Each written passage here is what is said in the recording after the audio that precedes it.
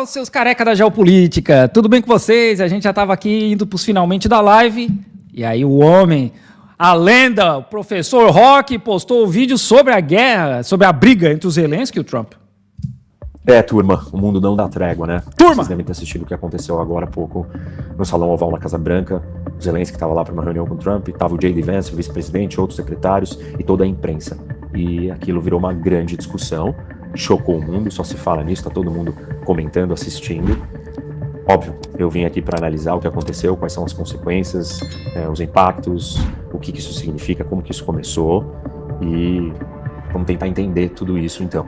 A música, hein? Deixa eu fazer uma pausa no vídeo para falar do nosso patrocinador e apoiador do canal, a Insight. Esse que é um ditador, é ele. Eu falei isso? Não lembro de ter falado isso. E desconversou. Teve isso, né? O Trump antes, ele chamou o Zelensky de ditador e quando perguntaram isso pro Trump, depois o Trump, eu não lembro de ter falado isso. Bom, claro, ele estava convidando o Zelensky, queria que o Zelensky viesse, tinha que desconversar, se fosse para receber o Zelensky, ele tinha que amenizar a situação. E aí o Zelensky chegou, então, tava com cara de quem chorou. O Trump foi recebê-lo na porta. O Trump não recebeu o Macron recentemente na porta, mas recebeu o Zelensky. Então, ele tá lá mostrando que não, eu quero fazer um acordo. Essa era a sinalização do que ele queria deixar claro. E sentaram ali na reunião para começar a conversa. E aí, como que a história começou? Um jornalista fez uma primeira pergunta para o Trump. E virou e falou assim, olha, por que você está se aliando com a Rússia? Aí o Trump, não, por quê? Eu não tô me aliando à Rússia. Vocês querem o quê? Que eu xingue o Putin? Se eu xingar o Putin agora, não tem acordo. Não dá para eu xingar ninguém. Então eu não vou falar nada de ruim sobre o Putin. Tá bom, faz sentido. Um argumento bem plausível, né, do Trump. Não dá para você começar uma negociação com alguém xingando o outro. Mas não foi isso que ele fez com o Zelensky. Porque ele, nas últimas semanas, estava chamando o Zelensky de ditador, dizendo que o Zelensky iniciou a guerra e tal. Então, essa regra não vale para os dois lados. Muitos vão dizer, não, mas o forte é o Putin, então ele tem que se preocupar com o que ele vai falar para o Putin. Né? Tá bom, até pode ser, ele tem que se preocupar mais, mas virar para o outro lado e só... Talvez ele tenha que se preocupar com o cara que tem 6 mil armas nucleares, né, e pode terraplanar os Estados Unidos. Sim, talvez, só talvez. Destruir o outro lado, né? Xingar, chamar de ditador e tal, não vai ajudar a fazer um acordo. Aqueles que defendem o Trump vão dizer que simplesmente ele fez isso porque você tem que apaziguar os fortes. E nessa lógica, você só agrada os fortes e os fracos aceitam o que sobrar. Tá bom, é um ponto de vista, um raciocínio. É o que os Estados Unidos faz desde sempre, né? Desde sempre. Aí não vale a gente ficar entrando no detalhe desse ponto, porque isso não é tão relevante. Só estou contando aqui para vocês o contexto da história. E aí o Trump vira e fala assim, olha, então alguém mais tem pergunta? Próxima pergunta. E aí o J.D. Vance entra na história. E ele vira e fala assim, olha, eu quero dizer uma coisa, eu preciso deixar claro que a última administração, o Biden, ele começa a fazer isso se tornar uma história de política interna doméstica e fala, o Biden falava um monte de coisas sobre o Putin e isso não impediu o Putin de invadir a Ucrânia. Ou seja, palavras não fazem diferença. Você precisa ter ações ou você precisa ter uma postura condizente com as palavras. Tá certo. J.D. Vance tem razão, realmente é isso. Só palavras não moldam o comportamento dos outros. Você precisa ter ações. E querendo dizer, então, não adianta, os Estados Unidos agora não vai sair falando mal do Putin, nós estamos preocupados e focados em fazer diplomacia. Quando ele falou isso, e terminou, aí o Zelensky virou e falou assim, posso te fazer uma pergunta, J.D.? Aí ele, pode. Aí ele falou assim, olha, eu queria entender que tipo de diplomacia você se refere, porque eu já conversei muito com o Putin, não adiantou nada. Eu já assinei um acordo com o Putin em 2019, com a Merkel e o Macron, e a Merkel e o Macron garantindo que não ia acontecer nada, porque tinha gás envolvido e tal, e não sei o quê, e não ia dar em nada. E depois ele me invadiu, mais uma vez, em 2022. Oi, depois ele me invadiu. Oi, essa conversa tá ficando meio estranha, hein? Depois ele me invadiu. Assim, o Rock, ele tá explicando ali como é que foi a conversa, mas da forma como a gente viu, foi muito mais assim, quente, né? A conversa já estava indo para um outro nível, né? Quando o Zelensky ele fala isso, já dá para ver que a postura dos caras, todo mundo ali já mudou, né? Na verdade, tudo isso começou em 2014, e desde 2014 até hoje, ele continua atacando a Ucrânia, o povo ucraniano, sem parar. E não teve diplomacia que deu resultado nenhum. Então, por favor, me explica que tipo de diplomacia você está se referindo, porque, assim, não entendo como é que vai funcionar. Ou seja, o Zelensky estava colocando o ponto de vista dele, do que ele viveu, sobre a ideia de fazer acordo, querendo dizer, o Putin não respeita essa lógica da diplomacia. Ele respeita uma outra lógica. Que tipo de lógica você vai usar? Me conta, então. E, como estava na frente das câmeras, isso é uma parte problemática dessa história inteira, e eu já vou explicar, vou falar disso depois, porque isso é bastante decisivo para ter acontecido o que aconteceu. Claro, claro. Aí então ele traz a perspectiva dele, o Zelensky traz a perspectiva dele. E o J.D. Vance, aí ele enlouquece. Aí ele põe fogo na situação. E aí tem duas interpretações para essa história. Uma delas é, tudo isso era programado, armado, era uma grande armadilha só para expor o Zelensky e fazer ele sair dali como um palhaço, alguém que não quer ceder, que não quer negociar. Não, mas palhaço ele já era. Mostrar, escancarar, criando uma situação para que justificasse o porquê eles não querem fazer um acordo com o Zelensky e querem fazer um acordo com a Rússia, ou querem ajudar a Rússia, ou querem se aproximar da Rússia, ou todas as variáveis parecidas com essa. A segunda possibilidade é que a situação perdeu o controle. E eu vou explicar no detalhe aqui tudo o que aconteceu, e vocês tirem as conclusões próprias. Como que a situação perdeu o controle? Eu acho que uma parte da explicação da situação ter perdido o controle tem a ver com a questão da reunião estar sendo filmada, daquele pedaço da conversa, está todo mundo assistindo, né? As câmeras estão ali. Isso instigou posturas e comportamentos que não existiriam numa sala fechada, sem ninguém assistindo, onde você não deve satisfação para os seus constituintes, para os seus eleitores, para a sua nação, para o seu povo, para aqueles da sua base, dos dois lados da história, tanto da Ucrânia quanto dos Estados Unidos, tanto do Zelensky quanto do Trump ou do J.D. Vance. E aí o J.D. Vance vira então e fala o seguinte: olha, eu acho que você está aqui sendo muito desrespeitoso, você está criticando a administração do presidente Trump e ele está aqui querendo resolver e salvar o seu país. Peraí, gente. Até então, não existiu crítica alguma. Vocês podem assistir 300 vezes. Isso não é uma interpretação minha. Não teve uma crítica do Zelensky. Ele não criticou o Trump. Ele descreveu como minha mulher no divórcio. O Putin não responde à diplomacia. E questionou o velho. Pô, gente, assunto sério aqui, vocês fazendo piada, gente. Pô, Terceira Guerra Mundial chegando, vocês fazendo piada. Como é que vai ser essa diplomacia? E o J.D. Vance usou a cartada de você tá na minha casa me ofendendo. É bem isso mesmo. E jogou a conversa num outro patamar, completamente diferente. Olha só, o Rock tá sendo bem honesto hoje, hein? Porque foi bem isso mesmo que aconteceu. Dizendo o seguinte: acho desrespeitoso você vir aqui no Salão Oval criticar essa administração e desrespeitar os Estados Unidos e o presidente americano. Aí o Zelensky falou assim, não, mas eu tô te perguntando que tipo de diplomacia que você está imaginando. E aí ele subiu o tom, aquela conversa de palco, de show, de teatro, de quem dá a última palavra, quem acusa o outro de ter feito uma coisa grave, entendeu? Que rompe toda a conversa. E aí, o que acontece? O Zelensky, ele vira e fala assim, olha, vocês não sentiram nada porque vocês estão separados por um oceano. Pura geopolítica, de novo, vocês têm que assistir meu último vídeo que fala dessa história geopolítica. O Trump também citou a separação dos oceanos. É o tabuleiro da geopolítica em ação. E o Zelensky virou e falou assim, olha, agora você pode estar se sentindo seguro porque você tem o oceano. Mas você não vai se sentir assim sempre. E aí... Isso é verdade. O Zelensky não estava errado quando ele falou isso, porque a China tem míssil supersônico, hipersônico, que consegue acertar os Estados Unidos. Então, o Zelensky não está errado.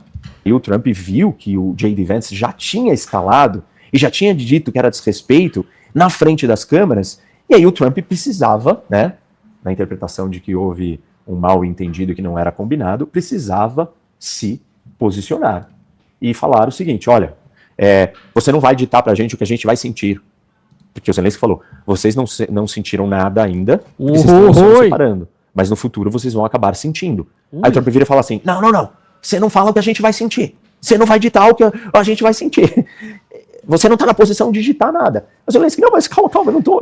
Assim, não é exatamente São muitas sensações nessa conversa aí, né? desse jeito que ele falou, mas ele falou, eu não estou tentando ditar nada.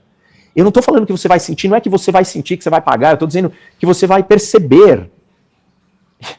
E aí tem alguns pontos muito interessantes aqui nessa conversa, que a primeira é, jamais uma conversa como essa acontece com um líder do outro país, né? Falando no idioma que não é o dele.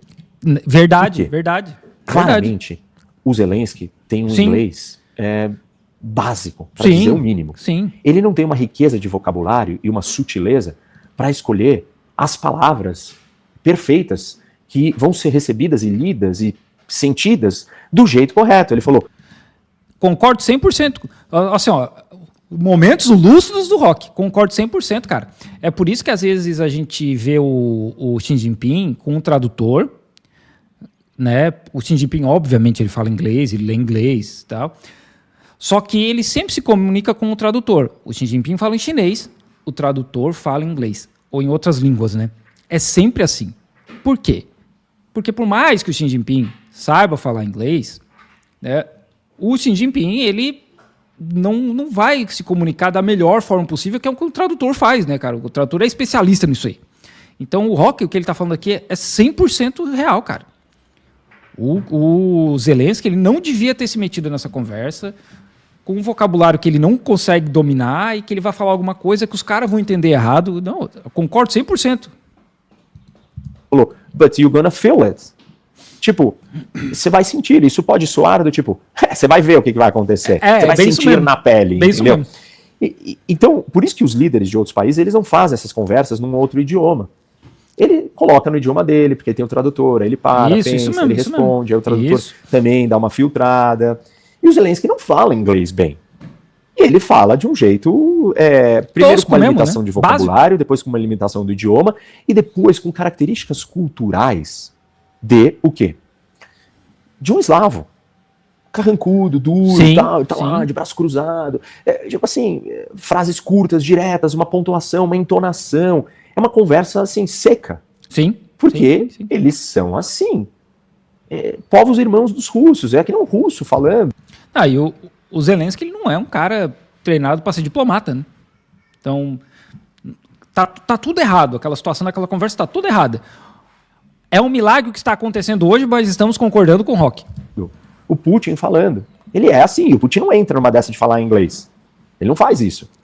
O Xi Jinping não faz. E o Zelensky tá ali tentando se explicar. E ele vai lá e fala, não, mas eu não tô dizendo isso. E o tom do J.D. Vance e do Trump começa a subir. Sim. Fica quieto, você já falou demais. Você não tem o que dizer aqui, você não tá em posição de digitar nada, você não tem as cartas na mesa. E 100%. Vai nessa linha. Ele, não, mas isso aqui não é um jogo de cartas, eu não tô falando que eu tenho cartas, eu tô aqui tentando dizer que, tipo, é o meu país e que simplesmente ele não responde a diplomacia, o que vocês vão fazer, que garantias que vão ter. Mais ou menos isso que ele quer extrair, né, publicamente do Trump e do J.D. Vance, do governo americano. Me digam quais vão ser as garantias que vocês vão me dar para a gente fazer esse acordo. Falem delas publicamente, para que fique registrado que você disse. Já que essa conversa está sendo feita com a imprensa assistindo, fale dela na frente de todo mundo. Foi isso que ele quis. E ou o J.D. Vance se sentiu, por estar na frente das câmeras, ele não pode marcar o ponto dele, ele não pode construir o case dele na frente de toda a audiência do mundo, e o meu case vai para o espaço, e o case do presidente Trump vai para o espaço, então eu preciso fazer alguma coisa. E aí ele falou assim, agora o jeito de eu diminuir ele, ou de eu parar, ou de eu acabar, e de mostrar que quem tá certo sou eu, é jogar a cartada. Isso é uma ofensa, você ofendeu o presidente na casa dele. E assim, é desproporcional essa cartada, esta fala. E ela pode ser explicada pela questão do público, gente. Quando eu estive no Conselho de Segurança da ONU, depois de muitos anos de reunião, os países perceberam que essa... Vocês estão ligados que a única fonte de que o Rock trabalhou no Conselho de Segurança da ONU é ele mesmo, né? Não tem... É a Wikipédia dele. Tá? Eu acho, tá? Assim, eu acho que ele deve ter trabalhado em alguma empresa que talvez prestasse algum serviço para alguém lá do Conselho de Segurança, e aí ele deu uma aumentada no LinkedIn dele. Que as reuniões abertas no Conselho não chegavam a lugar algum. Por quê? Porque eram reuniões públicas. E o que acontece numa reunião pública? O representante da nação, do país, no caso, o embaixador do país que está sentado ali no Conselho de Segurança, aquilo está sendo gravado, aquilo é público. Então, ele precisa ter uma posição de extrema coerência e defesa absoluta dos interesses da nação dele, senão ele vai ser execrado, destruído, criticado, massacrado pela sua população, pelo seu líder, pelas outras pessoas do país. Vão falar, mas você não defendeu a gente como deveria. O cara não pode falar isso de nós e você não responder na mesma medida. E aí todo mundo percebeu que as reuniões do Conselho de Segurança não chegavam a lugar algum. E o que fizeram? A Alemanha deu de presente para o Conselho de Segurança uma sala fechada dentro do prédio da ONU. Uma sala pequena. Não é aquela sala aberta, que é uma mesa em formato de ferradura, que vocês já devem ter visto, onde sentam todos os 15 países, o secretário-geral da ONU e o diretor do Conselho de Segurança e todo mundo ali. Então, aquela sala oficial, onde as reuniões oficiais e abertas e públicas acontecem. Mas a Alemanha entendeu, os países entenderam o problema e a Alemanha resolveu dar um presente para que o Conselho de Segurança funcionasse melhor. E deu uma sala fechada, que é construída ali do lado, uma portinha do lado. E quando eu trabalhava lá, existiam as reuniões informais dentro dessa sala que não era aberta. Ok, já entendemos o teu ponto. Não era para o público. A conversa de um político para o público, Já entendemos. a história e o argumento do Trump. E aí, então, ele partiu para uma escalada para calar, Servia café da diminuir, ONU. silenciar aquela linha do Zelensky. E já marcar o ponto de uma vez por todas. Você está sendo desrespeitoso, você não aceita nada, você não agradeceu. Aí ele, como eu não agradeci? Eu sempre agradeço. Ele, quando que você agradeceu hoje? Aí ele, não, já agradeci várias vezes. Tá bom, Roque, vamos ver em que momento aqui que você vai começar a fazer uma análise aí, porque a gente, assim, como a gente já viu o vídeo, né, do Zelensky, do Putin, vamos pular aqui, vamos ver o que a análise do Roque. Como é que você vai me dar a garantia? Aí ele fala, bom, tá bom, você tem... Vamos ver se ele vai falar. Vai passar por uma grande transformação agora. A Europa vai precisar se armar em níveis jamais vistos. Aquilo que os Estados Unidos conquistou e lutou tanto para ter depois da Segunda Guerra, que era uma Europa desarmada, um Japão desarmado, uma Coreia do Sul desarmada, uma grande parte do mundo desarmado e dependente dos Estados Unidos, Sim, vai acabar. sim, Vai demorar tempo? também acho. Vai. Enquanto isso, o Putin pode ir avançando? Pode. Pode ser que eles não tenham tempo de se proteger dos próximos passos que o Putin vai ter. As chances da Ucrânia ser... Assim, esse negócio de pode, ele é muito complicado, né? Porque pode um monte de coisa. Eu, né? Como a gente falou até mais cedo, né? Eu acredito que agora a Europa vai olhar para os Estados Unidos e falar, isso aí, Europa, né? Isso aí, Estados Unidos, tchau. A gente vai se organizar aqui, vamos fazer as nossas paradas. E é isso aí. É isso aí. Tchau para os Estados Unidos. Vamos parar de depender dos Estados Unidos. ser conquistada por completo, elas aumentam a cada dia. E essa história toda, essa discussão toda, é um sinal claro de que lado que os Estados Unidos Ela quer passou estar. aqui atrás. E aí nós temos um grande redesenho da ordem internacional. Não é mais, né, talvez o que está se desenhando aqui, não é mais o eixo das ditaduras Eixo da ditadura. contra Bingo. o Ocidente. A peça central do Ocidente, que é os Estados Unidos, parece que quer estar do outro lado. Do lado das ditaduras. Ou seja, o mundo eixo das não vai ser mais ditaduras. dividido entre democracias e ditaduras. Essa não é uma das grandes divisões. Até porque antes eram colonizadores e colonizados, né? Não eram democracias e ditaduras, eram colônias e colonizados. A grande divisão vai voltar a ser direita e esquerda. Que é o que a gente já está assistindo na polarização aqui e no mundo inteiro. E as pessoas estão aí enlouquecidas com o que está acontecendo. As torcidas de direita e esquerda estão enlouquecendo com o que está acontecendo. As torcidas. Muitos americanos simpatizam com o Putin porque supostamente ele é um conservador. Um cara que preza as tradições, a religião. Mas é, né? E a Europa não. A Europa é woke. Não importa se ela é democrática ou não é. Não importa se o Putin é um ditador ou não é. O que importa é que ele fala a minha linguagem ideológica. Só que a linguagem ideológica da Guerra Fria de direita e esquerda é uma linguagem ideológica baseada em democracia e capitalismo. E comunismo, que não era uma democracia, é uma ditadura. E o comunismo que não é uma democracia, é uma ditadura. O cara não entende nada de comunismo, né? Não entende nada. O cara falar que comunismo não é uma ditadura, aqui a gente vê que o Rock, ou ele não entende nada, ou ele só está sendo maldoso mesmo. não capitalismo. A linguagem ideológica do século XXI... E capitalismo é democracia. O cara metendo sistemas econômicos com o sistema político, sabe? Não, o capitalismo literalmente invadiu 30% do mundo, roubou todo mundo, matou milhões, mas qual o capitalismo democrático? De 2025, ela é um choque de valores. Valores daqueles que se auto-intitulam ou determinam que são conservadores, tradicionais. Tava bom demais para ser verdade, né? A gente sabia que em algum momento ele ia espanar. E aqueles que se dizem os progressistas. E você vai ter que se encaixar num desses dois moldes, mas não é o molde da definição real ou histórica, é o molde da definição de hoje. Se a Rússia é uma ditadura, tanto faz, isso não é importante. O que é importante não é se ela está do meu lado do espectro ideológico. Ah, isso é verdade. Se a China é conservadora, entendi. faz ela ditadura, se ela se chama partido comunista, se ela não tem liberdade de expressão, isso não importa. Não é sobre isso mais. Mas nunca foi. E essa é a visão do governo Trump. Mano, nunca foi. Estados Unidos era parceiro do Bin Laden, de novo, era parceiro do Bin Laden, do Gaddafi, do Saddam Hussein. Nunca foi sobre isso aí, cara. Nunca foi. Você tá doido? Ele acha que está tudo bem, porque ele acha que ele está protegido pelos oceanos. Para vocês entenderem como ele não está protegido pelos oceanos, vocês precisam assistir o meu vídeo do Pacto da Rússia com os Estados Unidos, que eu explico a geopolítica clássica da Assistam o meu vídeo, porque eu fiz um react desse vídeo dele aí, tá? potência marítima com a potência continental. Ou seja, o mundo caminha para um lugar bastante estranho. Aí vocês devem estar pensando, muitos vão dizer, mas então nós vamos ter paz, porque se as maiores potências do mundo não vão brigar, não teremos guerra mundial. A Guerra Fria era assim, né? As duas potências não brigaram entre si, a gente teve várias outras guerras.